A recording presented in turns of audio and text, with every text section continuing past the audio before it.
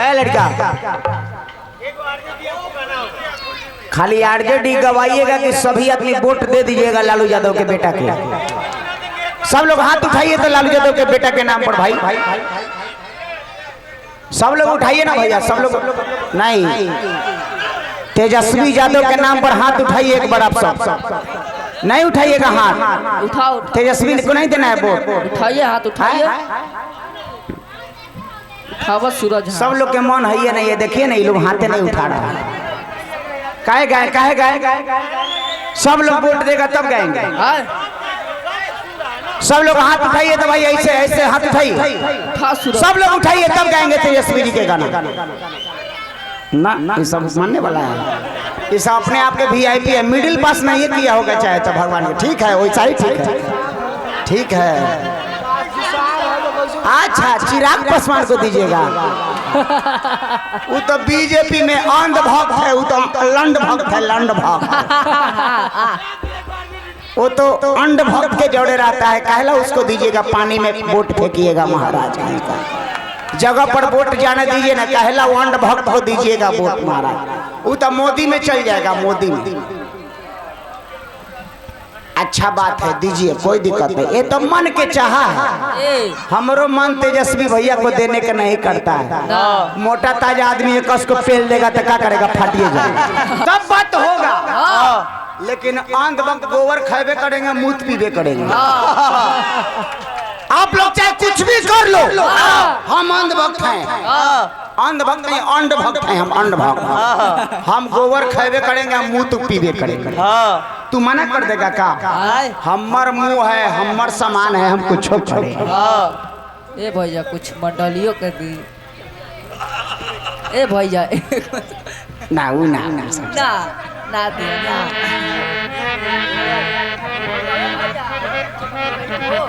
चटनी के तनो चटपट होई चटनी के तनो चटपटाई सब्जी बराबरी ना होई अरे सब्जी के बराबरी ना होई नेता बड़का बड़का होई है लालू बराबरी ना होई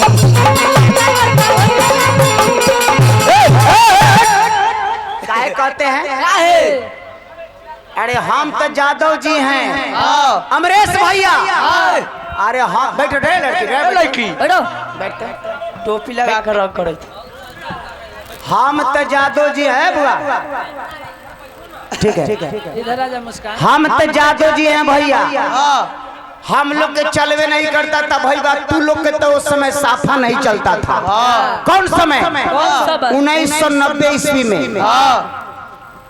1990 ईस्वी में अरे हम लोग के जब चलवे नहीं करता था तो आप लोग फोन खेत के मुड़े थे ये सब लालू प्रसाद यादव का देन है कि आज हम लोग के चलने को सिखाया न तो पंडित जी के लौड़ा धरते धरते समय राजपूत ब्राह्मण भूयार से गान मराते समय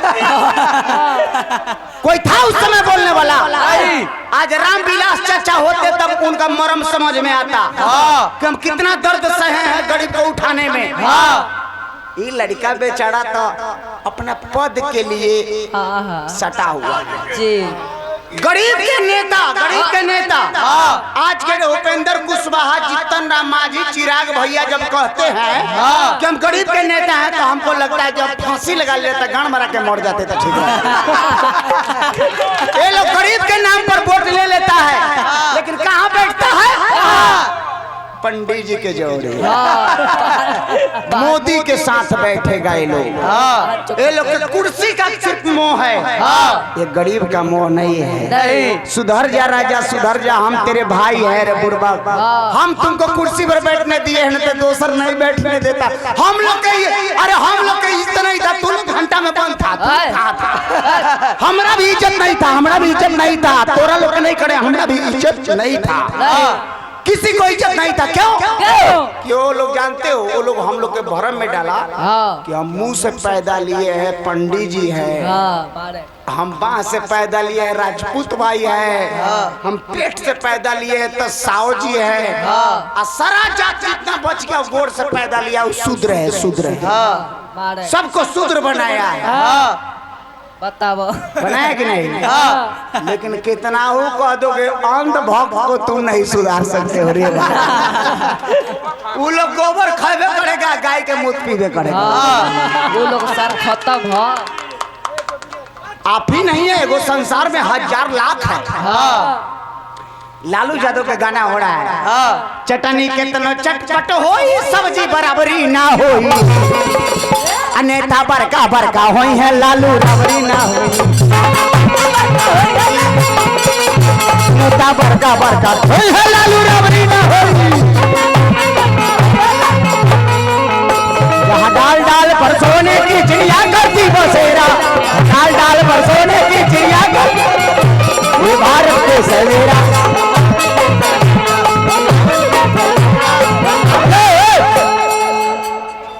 भैया हमको भी दीजिए, हमको भी दीजिए। एक और कहानी सुन लीजिए। ए भैया इतना दिन से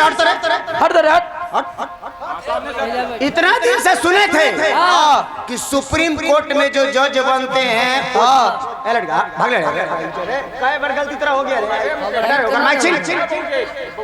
बलिंद्रा में तू हट बहुत 2-3 बार दिन गलती हो गया। आज तक सुने थे कि सुप्रीम कोर्ट के जज के ऊपर जूता फेंका जाता है। आज तक सुने थे कि सुप्रीम कोर्ट जो भारत का सबसे बड़ा पद है, सुप्रीम कोर्ट प्रधानमंत्री के ऊपर है, राष्ट्रपति के भी जेल में रख सकता है सुप्रीम कोर्ट। सीजेआई, सी यानी चीफ, जे माने जस्टिस, आई माने इंडिया, चीफ जस्टिस इंडिया, जो भारत के मेन पद पे बैठा वो कौन थे? जात के हरिजन चमार, उन पर एगो पंडित जी जूता फेंक दिया। आज तक सुने हैं कि मुख्य न्यायाधीश जो मेन पद पे बैठे हैं उनको देह पर जूता फेंका जाता है। वो लोग साला इतना खत्म आदमी है कि 97% हम सब हैं, चमार, दुसाद, ग्वार, कोयरी, कहार, डोम, सब लोग मिला के हम 97% है। और 3% पंडित जी हमारा जज साहब के देह पर जूता फेंक दिया। क्यों? क्योंकि ये दलित समाज से आता है, छोट जात से आके जज क्यों बन गया? ओकरा गांड फट रहा है उसको कब जूता फेंका है? अभी से भी तुम लोग को लाज लगता है तो चिराग पासवान के वोट नहीं देना, तेजस्वी भाई का वोट देना। काहे कि फिर कह रहा है कि जा सब गइलो बेटा। कलाकार हम किस लिए है? जब कलाकारी से कोई नहीं समझ सकता है तो आपके झगड़ा लड़ाई से नहीं समझेगा कोई। दिल की बात है, दिल है कि मानता नहीं, दिल मानने की बात है।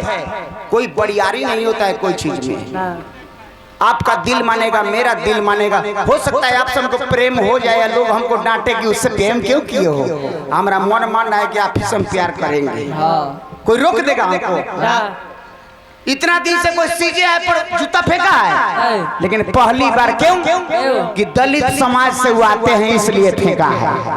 उसको लाज लग रहा है क्योंकि वो ऐसा है, वो बीजेपी वाला ऐसा है कि हम लोग के पढ़ने नहीं दे रहा था, हम लोग के गर्दन में हांडी लटका दिया था, चुत्तर पर झाड़ू लटका दिया था। चुत्तर पर झाड़ू क्यों था? आगे आगे चलेगा, पीछे पीछे से तोरा झाड़ू से दाग मिटा जाएगा कि दलित जा रहा है। दलित आप लोग हैं, वो लोग इतना किया है कि डॉक्टर भीमराव अम्बेडकर को अपने इनार में पानी नहीं पीने देता था, अपना पोखरा में पानी नहीं पीने देता था। आज हम लोग कहते हैं तो कुछ लोग को लगता होगा, लेकिन कुछ लोगों को गाली देता होगा, लेकिन नहीं। जगह पे जाओ, जगह पे जो व्यक्ति हमको पढ़ने नहीं दिया, जो व्यक्ति जिंदगी भर गाली दिया, नीच समझा, हम मर जाते हैं तो कहता है ना कि खटिया दान करो, चौकी दान करो, पैसा दान करो, तोरा दादा के स्वर्ग में भेज देंगे। रे साला जिंदगी में इज्जत न किया, अब मारला के बाद हमारा दादा के स्वर्ग में भेज देगा। बहन के करैली मेरे जिंदा में तू हमको इज्जत नहीं किया है, अब मरने के बाद हमको स्वर्ग में तू भेजेगा। होने का चीज है नहीं, कभी नहीं। अरे एजुकेशन है, हम पढ़े लिखे हैं दोस्त। एजुकेशन, एजुकेटेड एजुकेशन में अंतर हो जाता है। एजुकेशन आपके पास भी है, लेकिन आप एजुकेटेड नहीं है। एजुकेटेड का माने होता है जिसका कोई किताब हो, जिसका कोई बात सुनता हो, समझता हो। एजुकेटेड, एजुकेशन, दोनों में अंतर है। शिक्षा इनके पास भी है लेकिन वो शिक्षा नहीं है जिससे लड़ाई कर सकते हैं। आज मेरा खानदान का महिषासुर था, मेरा खानदान का महिषासुर था, आपका खानदान ओबीसी खानदान था, यादव के खानदान के महिषासुर था, ये आदिवासी था झारखंड का, उसको मार दिया। वो अपना दुर्गा जी की पूजा करा रहा है, तोरा राजा के गांड में लौड़ा पिल रहा है। लाज है तुमको, लाज है? पता है कि महिषासुर कौन था? अरे महिषासुर तेरा राजा था, छल से उसको मार दिया साला। जा हे भगवान, फाट हे धरती फाटक, हम ढूक जाए जल्दी हम क्या बाबू। लेकिन जाड़े बोका, हम कितना बोका है कि अपना खानदान को नहीं चिन्हते हैं। 150 साल पहले क्या हुआ वो नहीं जानते हैं, अब 5 लाख साल पहले क्या हुआ उसका कहानी हम गाते हैं। कितने गंदा हम हैं अपने आप को। एक आदमी उसको पागल कहता है कि तू बुड़बक है, 3 अंगुली इधर घुमा हुआ है, कहता है कि नहीं लंगड़ा, उससे 3 गुना पागल तू है। आपको यदि हम बुड़बक कहते हैं तो 3 गुना बुड़बक पहले हम तब आप बुड़बक हैं। 1 गुना आप बुड़बक हैं, 3 गुना हम बुड़बक हैं। पहले हमको समझना है। एगो समय था शादी ब्याह हमारा बेटी बहन के होता था, तो पंडित जी देवी के नाम पर, भगवान के नाम पर 5 रात पहले अपने रख के माल भोग देते थे, तब कहते थे कि सत्य सत्य सत्य सत्य। 1819 ईस्वी में, हेलो इंडिया में 1819 ईस्वी में, बैठिए, 1819 ईस्वी में एगो अंग्रेज ये चीज को प्रथा मिटाया। 1819 ईस्वी में ये अंग्रेज प्रथा को मिटाया कि आज के बाद कोई दलित का बेटी बहू का शादी होगा तो अपने पति के घर जाएगी, कोई शूद्र का बेटी बहू का शादी होगा तो अपने पति के घर जाएगी। आना तो पहले देवी के नाम पर, भगवान के भक्तिन के नाम पर, देवदासी के नाम पर मंदिर में रखता था। जितना बड़का था से पूछता था ये था हमारा। लेकिन आज हम होशियार हो गए हैं, हम पढ़ लिए हैं, लिख लिए हैं, हम लोग किसी को इज्जत नहीं करेंगे। हम लोग कितना है 97%, 100 गो में 97 गो हम हैं, 3 गो वो है, उसको मार के भगा देना है क्योंकि मूल निवासी हम हैं। आज मोहन यादव के नाम सुने हैं? मोहन यादव मध्य प्रदेश के मुख्यमंत्री, 27% ओबीसी के आरक्षण जब दे दिया तो उसको लोग कह रहे राम द्रोही है, देशद्रोही है, धर्म द्रोही है। मोहन यादव के पुतला फूंक दिया, मर जा मोहन यादव। क्यों? तुम धर्म बचाने के लिए हिंदू हो लेकिन आरक्षण लेने के लिए हिंदू नहीं हो। नहीं। तोरा पानी पी सकता है? मोदी जी तोरा पानी पिएगा ना? ये शुद्ध है, इसके पानी मत। छोटा जात है, छोटा जात है। हमको कहता है छोटा जात, हमको शूद्र कहता है तो आप लोग कौन खेत के मुड़ई है? जब यादव को शूद्र कह सकता है तो आप लोग कौन खेत के मुड़ई है? हम लोग पढ़ लिख के बोलते हैं, पागल तो नहीं है, दिमाग में भूसा तो मेरा नहीं कसा हुआ। क्या सरकार बोलिए, ये बात है कि नहीं? चटनी कितनो चटपटाई सब्जी बराबरी ना हो, नेता बड़का बड़का वही है लालू राबरी ना हो।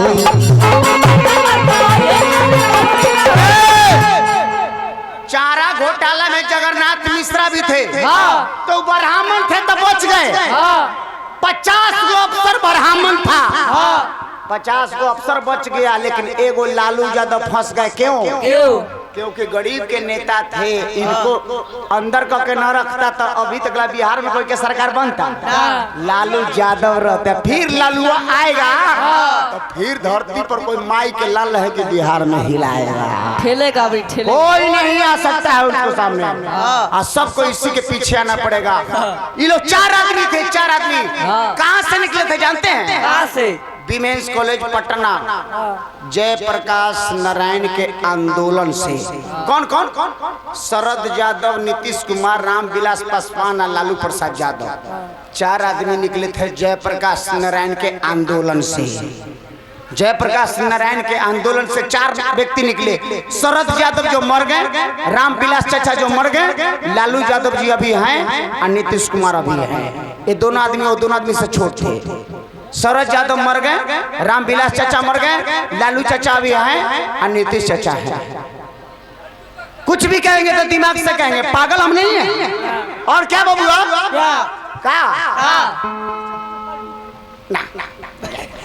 बुढ़ा गई ओकरा पलटूराम कह के का करबो। पलटी मारते मारते खत्म हो गया, 75 साल खत्म हो गया। अब ना चले। वो तो कुटुम नगर जाने लायक हो गया। नहीं चलेगा। वो तो अगले चुनाव में कह दिए थे कि अंतिम बार हमको दीजिए। कुछ बोल रहा था उस बार चारा घोटाला का थोड़ा सा छिटका पड़ा था तेजस्वी पर, तो तेजस्वी को बोले थे कि ये तेजस्वी पद छोड़ो न तो हमको लोग सरकार गिरा देगा। और सम्राट चौधरी पर इतना लोग कह रहा है काहे ना छोड़ रहे हैं। अशोक चौधरी पर काहे ना छोड़ रहे। शकुनी चौधरी के बेटा पर 71,000 का 900 करोड़ का घोटाला था। चारा घोटाला 71,000 करोड़ का घोटाला है। काहे ना कोई बोलता है क्यों? हम सब एक नहीं हैं। जहिया हम गरीब का सब एक हो जाएंगे, सब गरीब एक हो जाएंगे।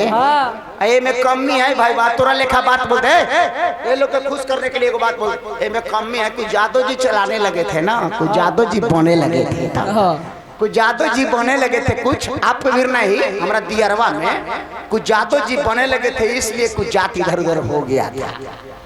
तो हम लोग एक ही माई से बेटा से सब पैदा लिए। ये धरती पर एक लेकर सब आता है। जैसा आप हैं जैसा हम हैं, जैसा आप हैं जैसा आप हैं। और वो कहता है कि मुंह से जन्म लिए है, तो कोई कहता है बांह से। अरे बांह से लड़का होता है, मुंह से लड़का होता है, और पेट से लड़का होता है। सब ये माहे आता है जय सीताराम जय सीताराम।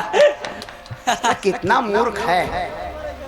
यही मोदी जी बिहार में आते हैं, जय श्री राम जय श्री राम। आज जब विदेश में जाते हैं तो कहते हैं कि हम बुद्ध भगवान के देश से आए हैं। अरे सारा इतना झूठ मत बोल।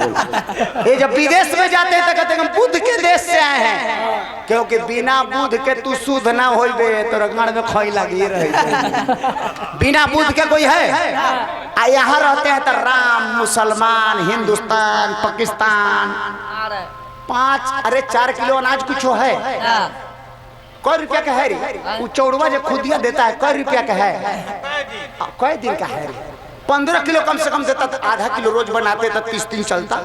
15 किलो, ये 4 किलो अनाज कै दिन चलता होगा? कितना बड़ा कुत्ता हम है कि 4 किलो अनाज के लिए चावड़े पर लग।